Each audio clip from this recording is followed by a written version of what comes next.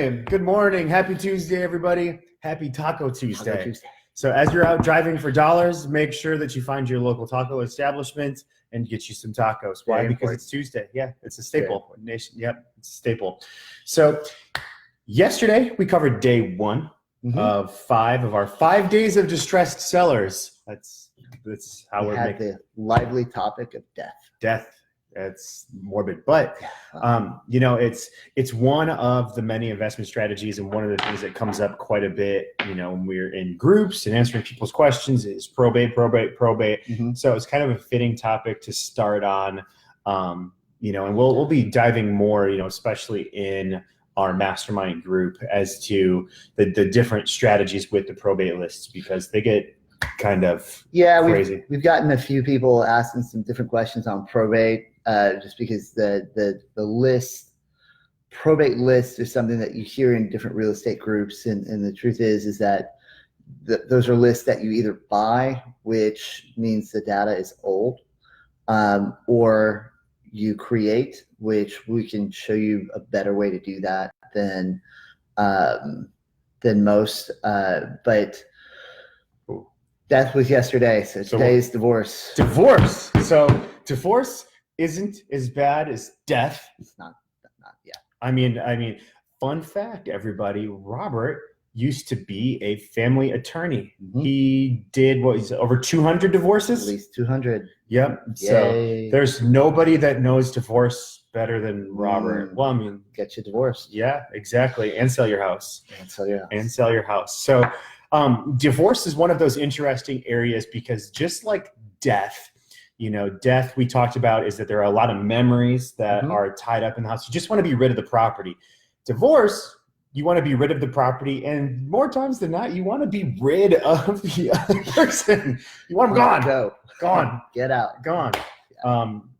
Speaking from experience of being divorced, just get out. Get out. Go. But there's always a pot of gold at the end of the rainbow. And the thing with divorce is that they're a little bit complicated, because finding them in bulk is difficult. So, the probate court has a list of people who have passed on. Divorce is an interesting one because it's more word of mouth. Yeah. There is public record, but you have to actually go through the court records to find it. I mean, I guess, you having been in that realm, is there any real way to find divorce in bulk to make it a viable option or a viable strategy? Yes, yes, you could, but the amount of research that you have to do is very, very high. So what happens in a divorce case is that while it is public record, a lot of times there's children involved. And so it's kept quiet.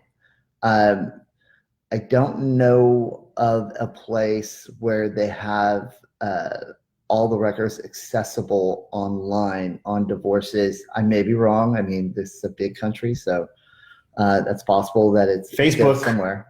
Right. Facebook. Right. Just troll Facebook. Facebook has all the divorce stuff on there. As soon as you see someone's relationship status change, you just jump on there and say, "Hey, did you have a house?" No. Well, but I mean, with divorces, what typically happens is that you have all the assets being broken up. Not that this is news, but one of the main assets, other than the children, that is fought over is the house. And so what happens with the house is that the judge will order the parties to not necessarily sell the house, but they put them in a situation to where that is really what they want to do. And when that happens, there's nothing in the order that the judge can't force you to sell the house. So we're in a situation like that right now, where we are working with a seller right now. We have a deal on the table right now. Basically, the seller came to us.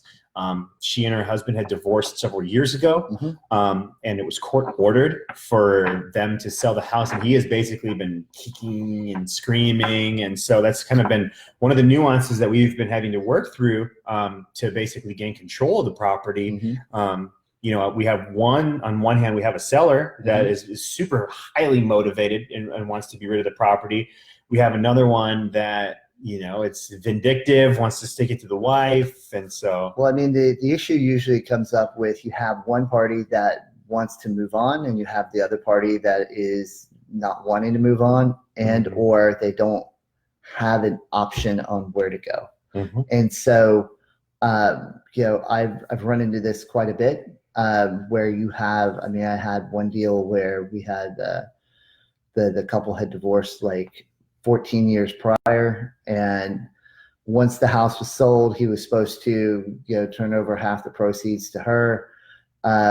He never got another normal job, and was just basically, the house was paid off, and so he just kind of stayed there. And freeloading. Yeah, well, pretty much. No one likes freeloader. And so what happens though is that with the divorces, that word of mouth is a good source. When you run into these things, you can cross-reference it with the divorce records. Only thing that's going to be in there is telling you who's going to get control over the property. So what that comes down to is doing a little bit of research. You're usually going to have one party that is very vocal and helpful, and the other one that has to be convinced.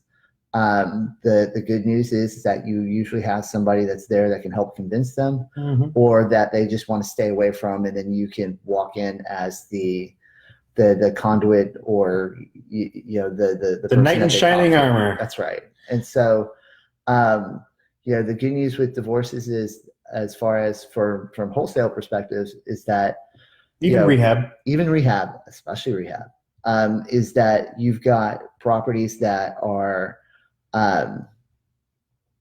motivated to sell, that have some type of upkeep has been made on the property. They just want to be rid of it, and they want to they don't want to waste the time to wait for retail. That's right.